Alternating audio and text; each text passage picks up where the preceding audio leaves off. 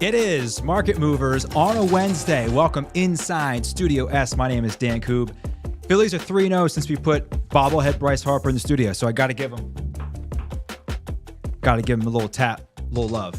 Welcome inside Studio S. My name is Dan Koob, executive producer of content and media here at Sport Trade, and we have a hell of a show for you today. Derek Gunn from Jacob Media joining us today to talk all things Philadelphia Eagles and Dallas Cowboys. It is, of course, the marquee game of the NFL schedule here in Week 6. We're going to talk about that and a whole bunch of other things. We were able to get Derek for about 25 minutes earlier today before he taped a 3-hour live show of Sports Take with him, Rob Ellis, and Barrett Brooks, our fantastic partners over at Jacob Media. First things first, let's hop into the order book, tell you what we got going on today. Market Movers Sweepstakes. We're going to talk about it. There's more spots available. If you want to win $100 right into your Sports Trade account, you can do just that. We also have Paper Hands of the Year, and I got to tell you, this one stings. And then Derek's going to join us. But let's talk a little bit about this sweepstakes here. The Market Movers weekly sweeps. Again, we're giving away $100 every Friday live on the program. You have an opportunity to get $100 put right into your Sports Trade account, and it's so easy to enter into this. All you have to do is follow us at Sports Trade app on Twitter. Quote tweet the live Market Mover show, or any Market Mover show for that matter. Retweet it. Quote tweet it with the hashtag TradeUpNewJersey, and you will be entered to entered into the contest with an opportunity to win $100. Again, we select a winner every Friday. Before we get to Derek, MLB Baseball was unbelievable yesterday. The Phillies were up 7-3 in the bottom of the ninth inning. Matt Olson, a 3-run home run that brought the Braves within a run and actually made some people some money. We were live trading it with Jack Larkin, one of our great employees here at Sport Trade, who's a diehard Braves fan. And what we did was he bought 35 contracts of the Braves in that moment at I think like $2.70. At one point, we're up almost $300 on that trade. A massive trade. But we had a ton of fun. And then, of course, in the nightcap, the Mariners gave up a 3-run home run to lose to the Houston Astros, which brings us, unfortunately, to our paper hands of the day.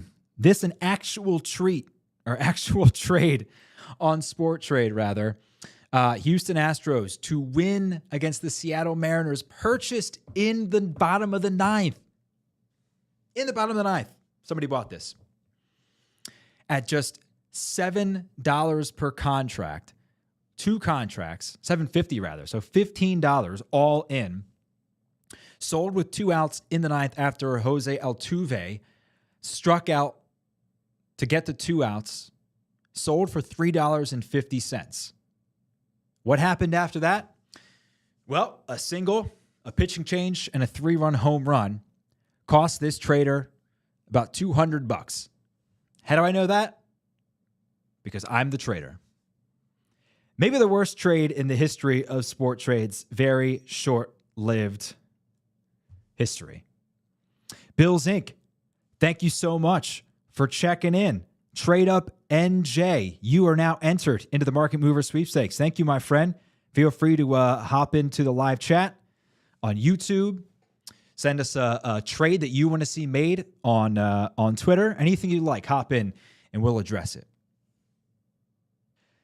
Philadelphia sports media legend Derek Gunn joins us on Market Movers. Oh my God, this is... Oh, you talking to me? I'm talking to you, my friend. We're so excited that you're here with us, and obviously we're really excited to talk about the marquee matchup of Week 6 in the National Football League. Philadelphia Eagles, Dallas Cowboys. Gunnar, you have seen tens of these matchups. This is one of the first ones we've seen where both teams are really good. Combined 9-1.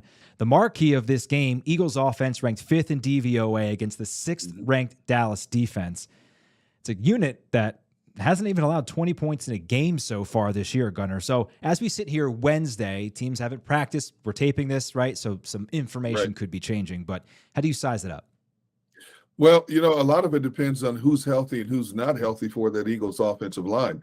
Right now we're looking at 3/5 of the starting offensive line that's nicked up. And obviously Nick Sirianni's not going to tip his hand and give anything away to the media. But so we're going to have to wait probably until the Friday report to actually see who's in and who's out. Now we're assuming that Mailata's going to be back. We're assuming that Dickerson's going to be back in there because he went out against Arizona, came back in.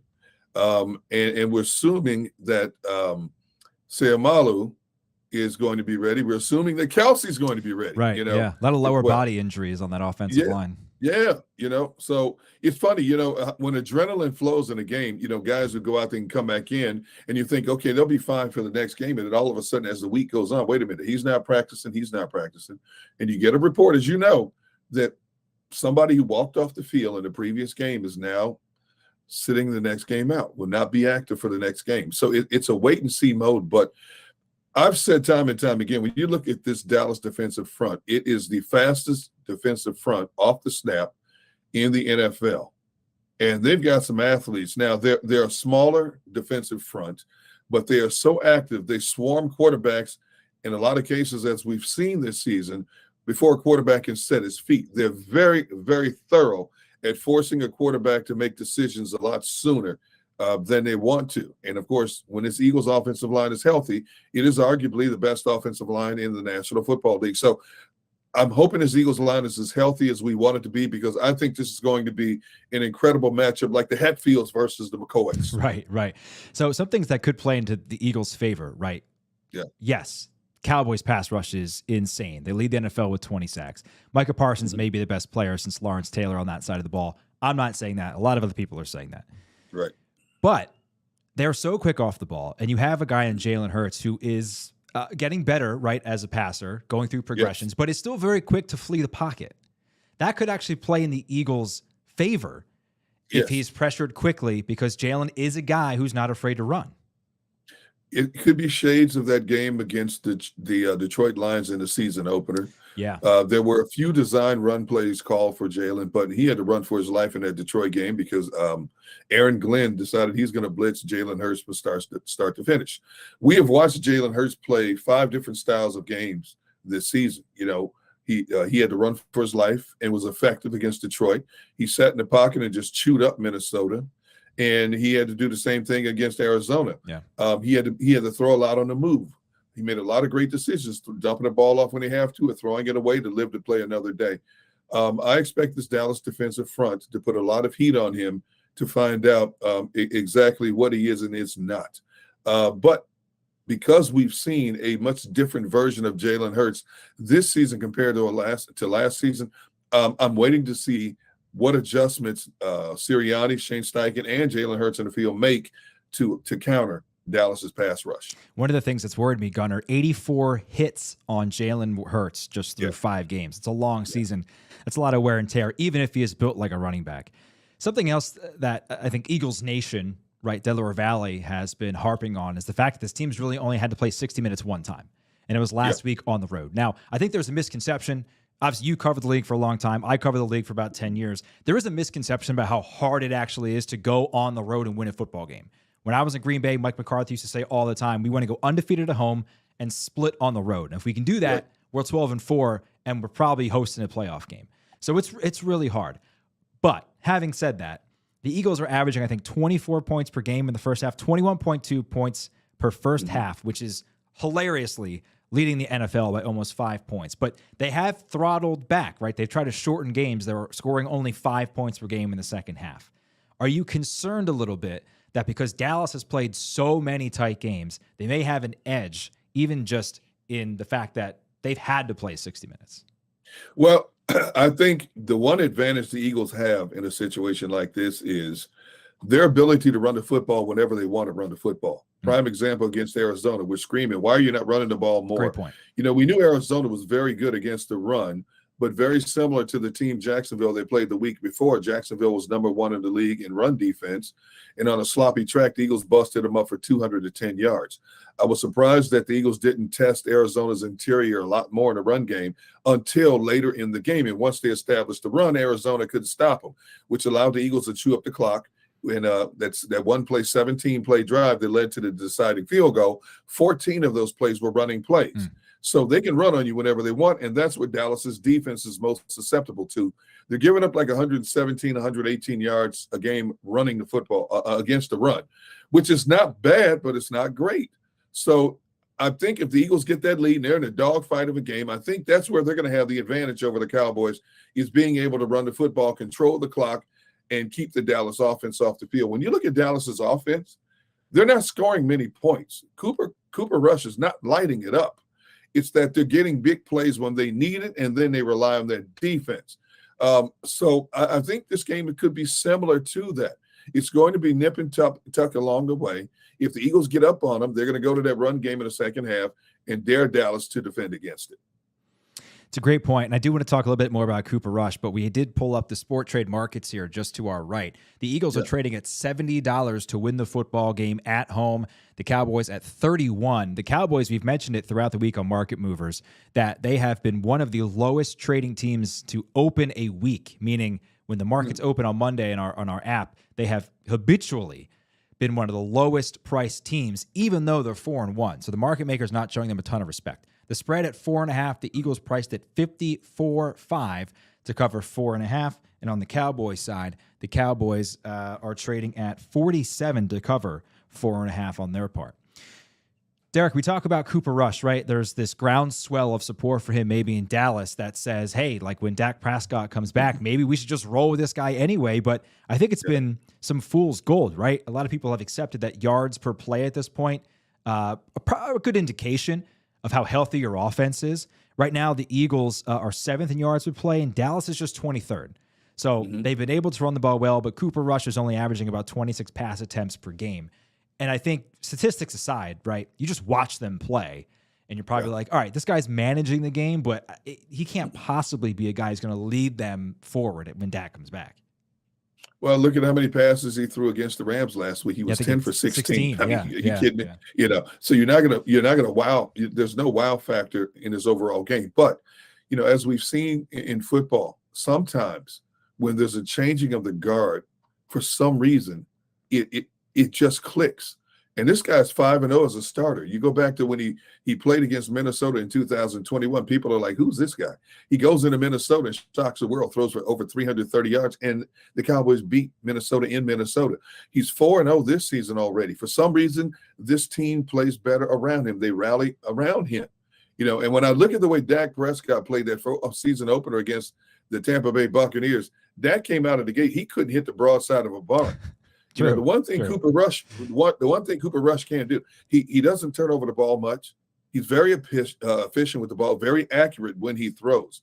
And, of course, with him under center, this receiver named Noah Brown, who I've been talking about all offseason, has emerged because those two spent so much time together as a second team. Passing time together on the practice squad. Yeah. And now you got Michael Gallup back, and he's still getting his legs back under him. But now Michael Gallup's back, Noah Brown, and CeeDee Lamb as well. So it's going to be interesting to see how the Eagles defense tries to put heat on Cooper Rush. Eagles defense 5th in DVOA, 1st in takeaways with 11. Whatever ESPN's efficiency ranking is, I have no idea what that means, but they're 2nd. And the Eagles have 17 sacks. The ESPN rolls out like a new stat every year. Like it was QBR 5 or 6 years ago. Now it's like every year they're like, hey, here's a new metric that we're not going to explain to anybody. I think the marquee matchup here is, you mentioned it a little earlier, Eagles offensive line against Dallas's defensive line, and that is Lane Johnson against Micah Parsons or DeMarcus Lawrence, but Parsons primarily has been lining up opposite right tackles. This stat's been going around a lot this week, but it's so incredible for your guy Lane that it bears repeating. 987 snaps since Lane Johnson has given up a quarterback hit, 1,174 snaps since he gave up a sack. Those are unbelievable numbers in an era where offensive tackle play, frankly, I don't think is very good. Lane Johnson has to be one of the most underrated players in all of the National Football League. He's your guy. He's part of Jacob Media. He's on your post-game show. I know you've known him for a long time. Yeah. My read on Lane, having talked to him several times, but don't know him nearly as well as you do, is that he saw those numbers come out and he was like, damn, why are people talking about that? I want to go about my business. Have you talked to him at all about this matchup coming up this week? Have not had a chance to talk to him about the matchup, but I'll tell you one thing about Lane Johnson. Number one, for the most part, he doesn't care about individual stats. All he cares about is being the best that he can be and his team winning more games than you lose. But when people keep bringing up this stat to him that he hasn't allowed a sack since 2020, he takes a lot of pride in that because that's a hard goal to achieve for any offensive lineman. I don't care if you're a Pro Bowl or future Hall of Famer. That is a hard goal to achieve. When you look Especially at for a tackle, right? You're yeah, not an interior yeah, lineman. You're facing bulls. You're facing everything. goodness. Yeah. And when you're facing the array of edge rushers that you see in a game nowadays, that's, and everybody's got a second move, a new technique. That's hard to do. Now you're going to face this guy who's already being compared to some of the greatest to ever play to come off the ball, and it's Micah Parsons. And the thing that's frightening about this guy is he had a groin injury against the Rams. Then you see him on a stationary bike. He comes back in. He sheds a chip block, gets around the tackle as well, slaps the ball out of Matthew Stafford's hand after he's dealing with the groin injury. And I'm thinking, man, you got to basically strap this guy down and keep him down, man. He's young just legs. that good. Young legs, Gunner. Well, oh, yeah. Guy in we his know. 20s. If Come he on. was 32 years old, he'd probably be sitting this game out. Hey, I can tell you as someone who's right around that age, there's no way. If I got to get on the assault bike just to warm up, I'm done. That's my workout. All right. I'm good. But they're going to move him around. They're going to try to find a weak link in the fence to make him more effective. But Lane Johnson is going to see him as well. And this is going to be the test of all tests for Lane. DeMarcus Lawrence is kind of like reborn. He's been basically silent for the last few years. People wondered, is he getting up there in years? Is he still the same player? All of a sudden, this young kid named Micah Parsons comes along and has rejuvenated DeMarcus Lawrence as well. So that is one area people will watch closely is the battle between Lane Johnson and whoever is on that side, because this is going to be Lane Johnson's, I think, finest test. Now, he's gone up against Devon Millers and everybody else, and he has survived the test. But this kid is on a different level. He already has 6 quarterback sacks in 5 games. He said before the season his goal was to have 15 plus, and we're thinking, okay, look, kid, you were the defensive rookie of the year. Just stop feeling yourself.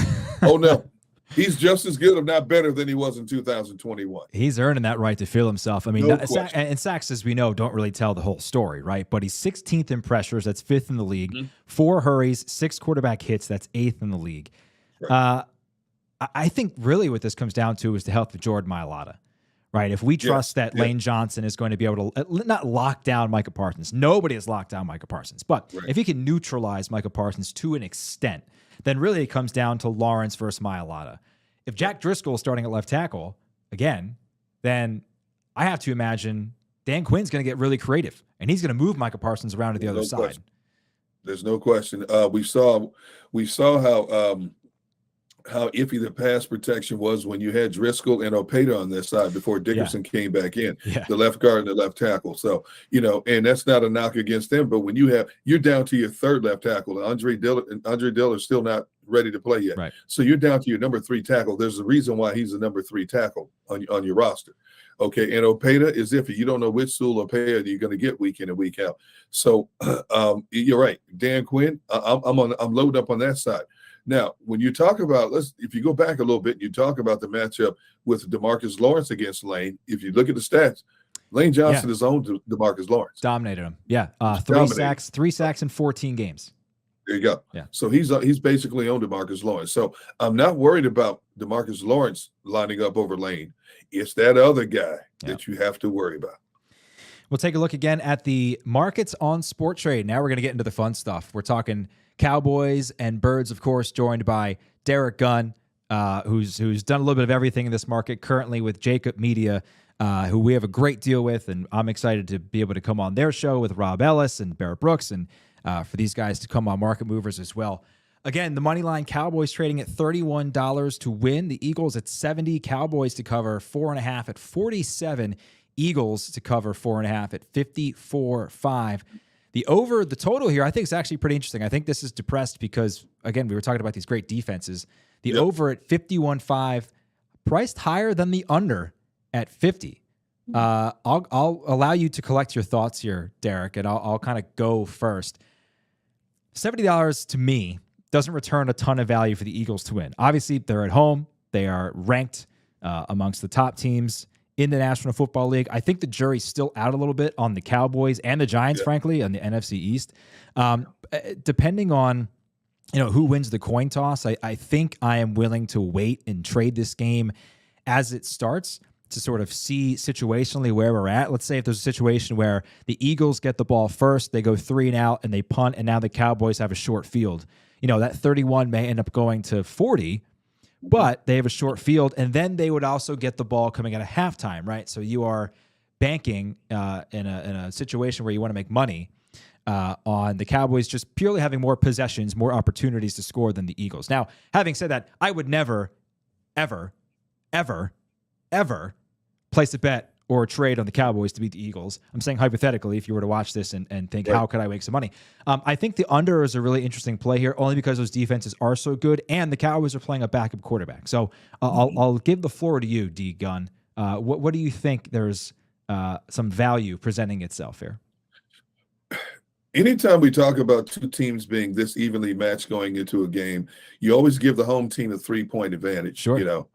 In this case. And obviously, the Eagles continue to find ways to win games, whether it's a high-scoring close affair, whether it's a low-scoring close affair. They find ways to win games.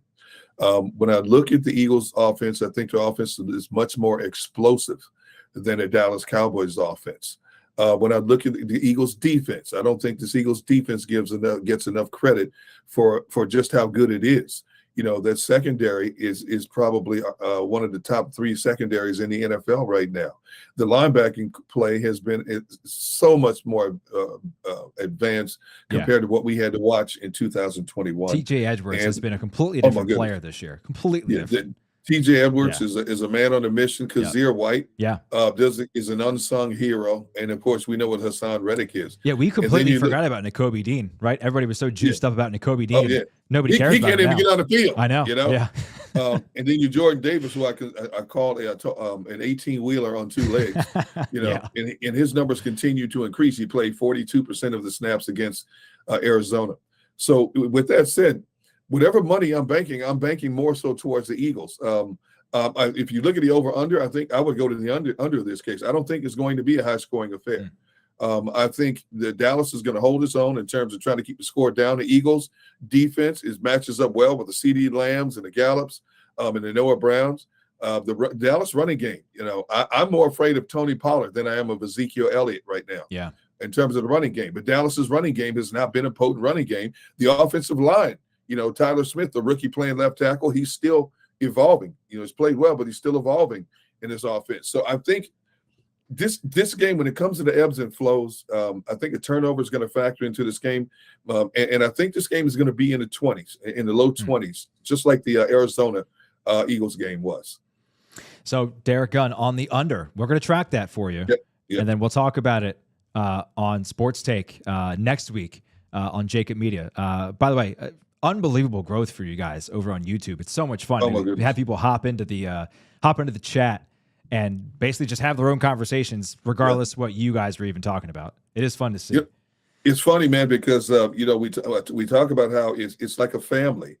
Because you see so many of the same names in the chat, and they deviate away from what we're talking about, and they're talking to each other about, hey, how's the family doing? Hey, how you doing? I understand you just had surgery. So it's become like a big family. And some of the people are hilarious in terms of the comments. They take playful shots at me, Rob, and Barrett, and we give it back to them. Yeah. And, and we've accepted some of the challenges they've thrown out. Yeah, Rob doing the gritty, which was hilarious, was hilarious in itself. I didn't see that. I'll have to go dig that up. You got to dig that one up.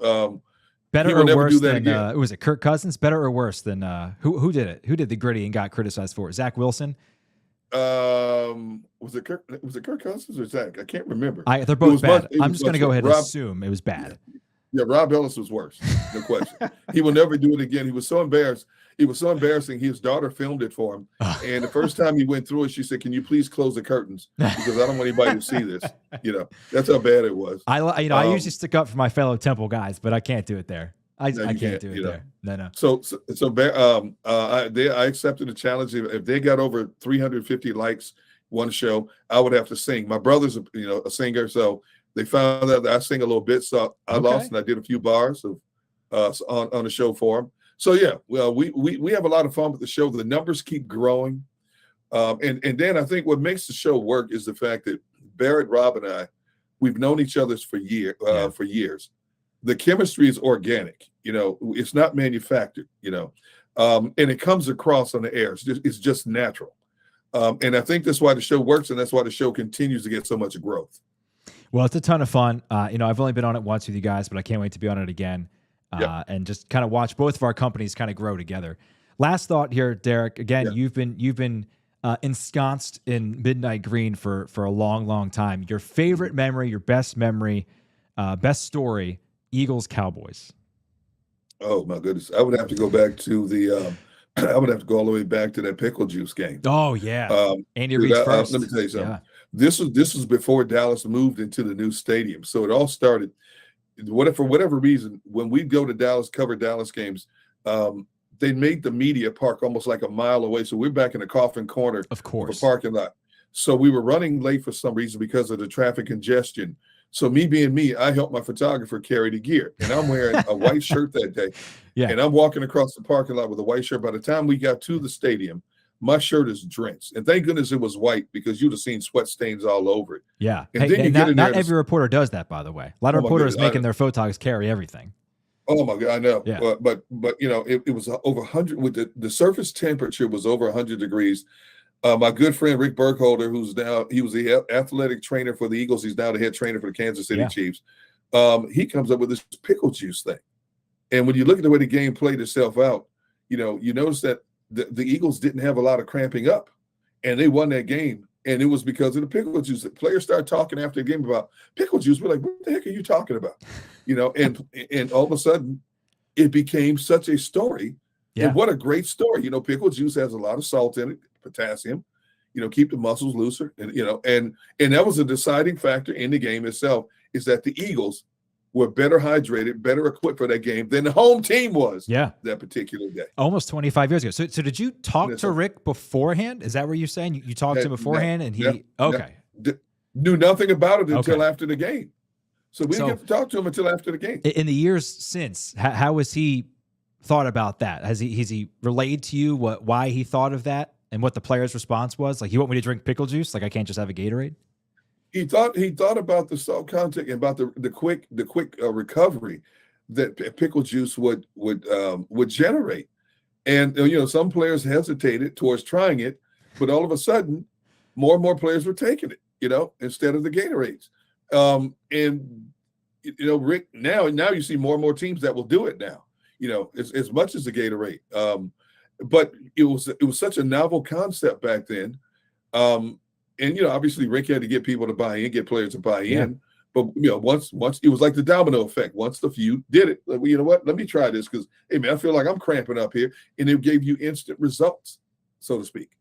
And if you've been on that Dallas surface, I don't know if you ever were in the old Texas Stadium surface, but dude, let me tell you about it. It was like turning up a furnace. The sun's beating down on you. You're standing on a surface that's synthetic. And you got all these bodies on there, not just players and coaches, but you've got camera people. You've got all these other people, multitudes of stations. Dude, so that temperature just kept rising and kept rising. I was so happy to get in the press box that day. I didn't know what to do, man.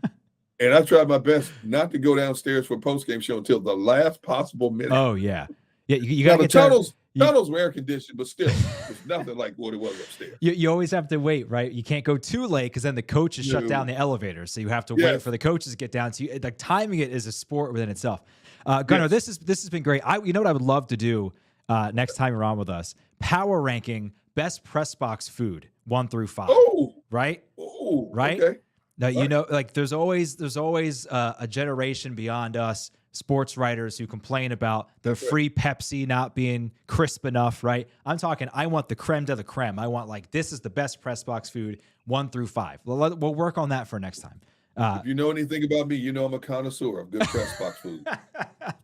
I don't doubt it, my man. Me neither. Well, Derek, this has been amazing. Thank you so much for joining us, and we look forward to returning the favor on Jacob and having you with us throughout the season here Talking Birds. Thanks so much. Yeah, Dan, thank you for having me, man.